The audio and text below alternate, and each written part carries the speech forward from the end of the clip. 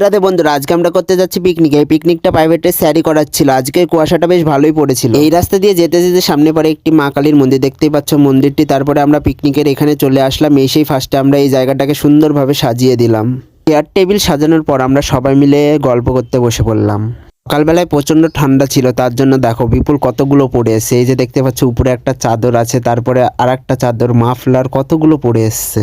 বাইকে এসেছিল তো তার জন্য এতগুলো পড়ে এসেছিল।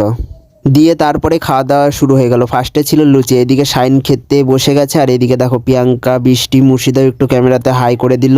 তারপরে আমি ভিডিও করতে করতে চলে আসি শুভমের সামনে। ও ফার্স্টে ভাবছিল আমি ওর ছবি তুলছিলাম, তার জন্য একটু পোজ দিয়ে দিল। খাওয়া দাওয়া শেষ করে আমরা চলে আসলাম একটু ডান্স করতে। পিকনিকটা প্রাইভেটে শেয়ার করার ছিল বললে প্রচুর স্টুডেন্ট হয়েছিল। দেখতে পাচ্ছ এদিকে মেয়েগুলো নাচছে, আর এদিকে আমরা সবাই মিলে নাচছিলাম। আর এইদিকে দেখো শুভম কিভাবে নাচছে। তো আমরা ততক্ষণ নাচানাচি করি। তোমরা এরকম মিনি ব্লগ দেখার জন্য চ্যানেলটিকে সাবস্ক্রাইব